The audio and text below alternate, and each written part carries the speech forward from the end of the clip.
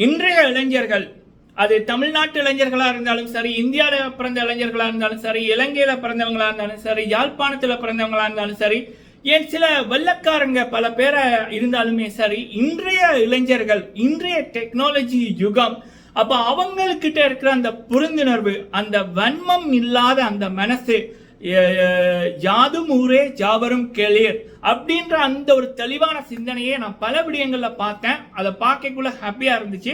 சரி, இந்த வீடியோல இலங்கையில இருந்து பிக் பாஸ் 8 தமிழுக்கு ஒரு இளைஞர் அப்படின்ற மாதிரி இன்றைய சோசியல் மீடியால சில இடங்கள்ல சில விடயங்கள் வர இருந்துச்சு. அது தொடர்பாக சில விடயங்கள் சரிங்களா. அடுத்தது இலங்கையில இருக்கிற ஒருத்தர் பண்ணுகின்ற ஒரு விடயம், கண்டிப்பா அப்படியான நபர்கள் மீது இந்த பிக் பாஸ் ஓட பார்வை போகணும் அப்படி என்பது என்னுடைய ஒரு விருப்பம் ஒண்ணு.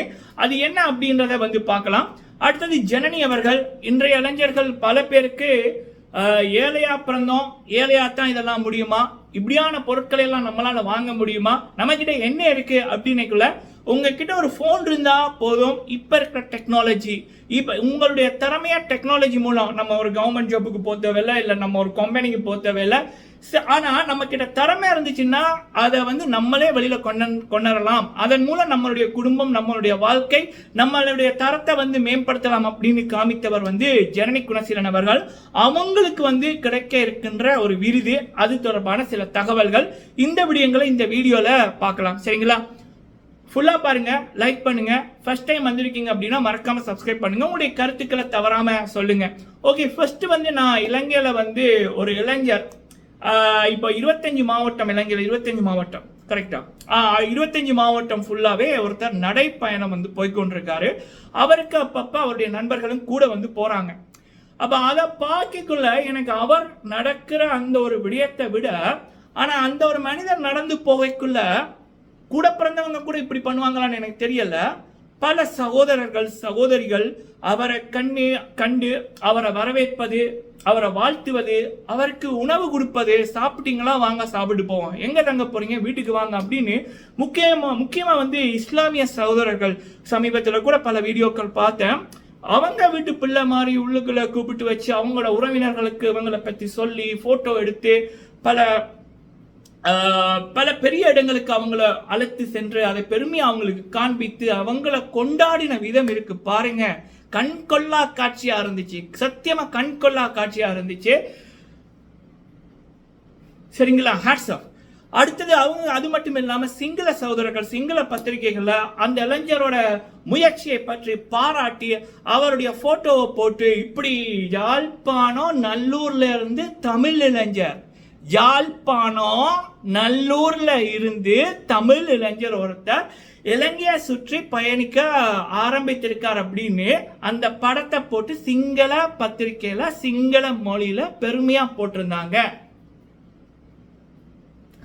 சோ அது மட்டும் இல்லாம பல சகோதரர்கள் இனம் மதம் மொழி தாண்டி கிறிஸ்டியன்ஸா இருக்கட்டும், இந்துஸா இருக்கட்டும், இஸ்லாமிய சகோதரர்களா இருக்கட்டும், புத்தர் சிங்களம் பேசுகின்ற சகோதரர்களா இருக்கட்டும், எல்லாருமே அவர் பண்ற அந்த முயற்சியை அவங்களோட குடும்பத்திலிருந்து அவங்களோட ஒரு நண்பர் பண்ற மாதிரி அதுக்கு கொடுக்கின்ற ஆதரவுகள் பார்க்கக்குள்ள கண்கொள்ளா காட்சி. இப்படியான விடயங்களை பார்ப்பவர்கள் ஷேர் பண்ணுங்க. நீங்க ஷேர் பண்ணத்தான் பிக் பாஸோ இல்ல பெரிய பெரிய டிவி தளங்களையோ கண்கள்ல படும். இந்த வருடம் இல்லாட்டியும் இனி வருகின்ற வருடங்கள்ல அவரை போல துணிந்த இளைஞர்கள், நாட்டிற்கு பெருமை சேர்க்கின்ற இப்படியான இளைஞர்கள், பல இளைஞர்களுக்கு முன்னுதாரணமா இருக்கின்ற இப்படியான இளைஞர்கள் இன்னும் பல பேர் வருவார்கள். அவங்களுக்கான அங்கீகாரம் கிடைக்கும்.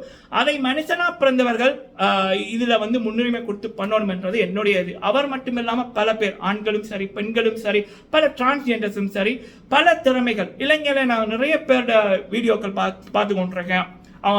என்னோட ஃப்ரெண்ட்ஸ் எல்லாருடையும் ஷேர் பண்ணியிருக்கேன். அவங்களோட திறமையை பார்த்து வியந்திருக்கின்றேன். ஒரு சகோதரி சுத்தமான தமிழ்ல பேசுவாங்க.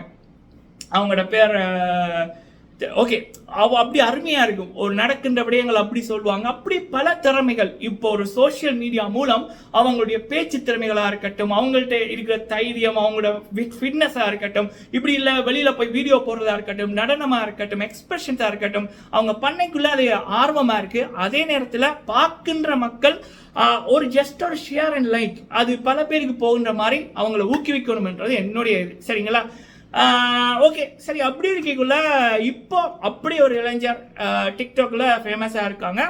அவங்க வந்து ஒரு கவர்மெண்ட் ஜாப் பார்க்குறாங்க அப்படின்ற மாதிரி இருக்கு. அப்போது நண்பர்கள் மூலம் அவரோட பேச முடிஞ்சுது. அப்புறம் இப்படி உங்களோட பேர் இப்படி வருது, நீங்கள் பிக் பாஸுக்கு வர போறீங்களான்னு நம்ம டைரெக்டாகவே கேட்டோம். சரிங்களா?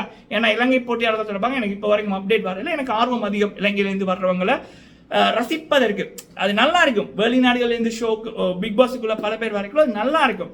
அப்போ நம்ம பேசக்குள்ள அவங்க வந்து சொன்னாங்க, இல்லை நான் அப்படி வரையில, எனக்கு வேர்க்கில் ஃபோக்கஸ் இருக்கு, பட் எனக்கு ஒரு ஆசை ஒன்று இருக்கு, இந்த வருஷம் நான் அது இல்லை, எனக்கு அப்படி எதுவும் வாய்ப்புகள் வரல அப்படின்னு சொல்லியிருந்தாங்க. சரிங்களா? அவர் யாருன்னு தெரிஞ்சவர்களுக்கு சில பேர் கேட்டிருந்தீங்க இது உண்மையா அப்படின்னு.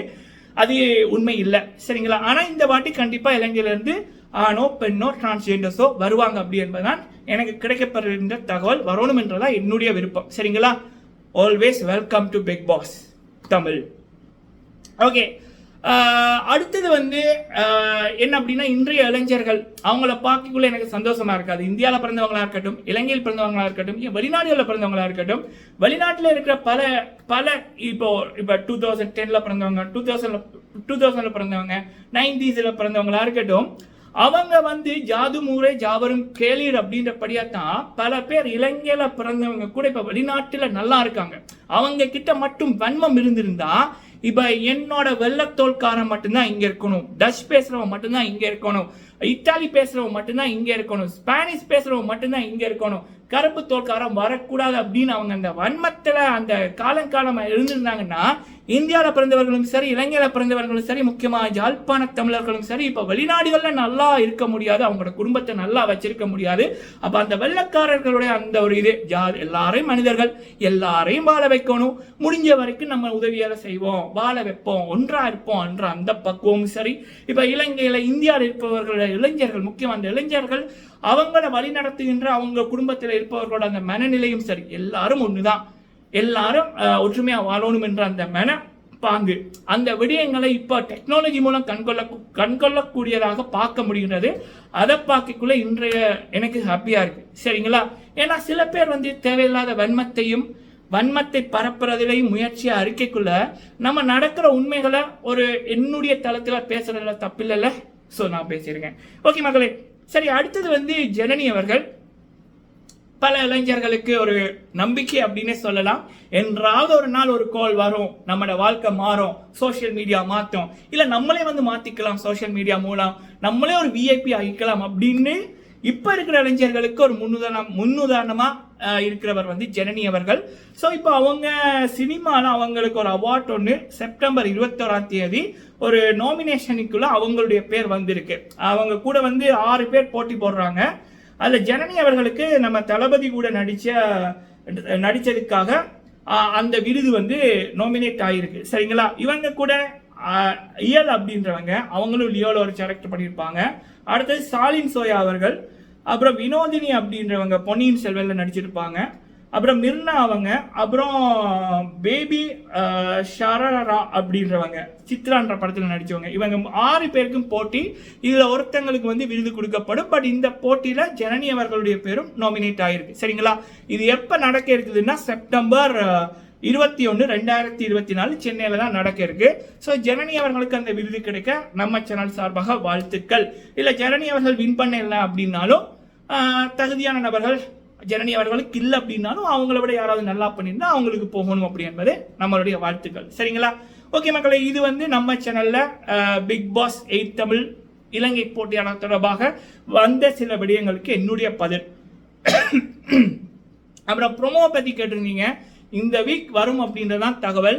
புதன்கிழமையிலிருந்து ஞாயிற்றுக்கிழமை வரைக்கும் எதிர்பார்க்கலாம் அப்படி என்பதுதான். எப்படியும் அக்டோபர் 13 அல்லது அக்டோபர் 20 ஷோ கிராண்ட் லான்ச் ஆரம்பிக்கும் அப்படி என்பதுதான் தகவல். சரிங்களா? ஸோ அப்படி இருக்கக்குள்ள இப்போ வரைக்கும் எனக்கு தெரிஞ்சு போட்டியாளர்கள் யாருமே கன்ஃபார்ம்ட் ஆகல. அக்ரிமெண்ட் பண்ணாதான் கன்ஃபார்ம். அக்ரிமெண்ட் பண்றது ஷோ ஆரம்பிப்பதற்கு ஒரு 10 to 7 நாட்களுக்குள்ள நடக்கும்.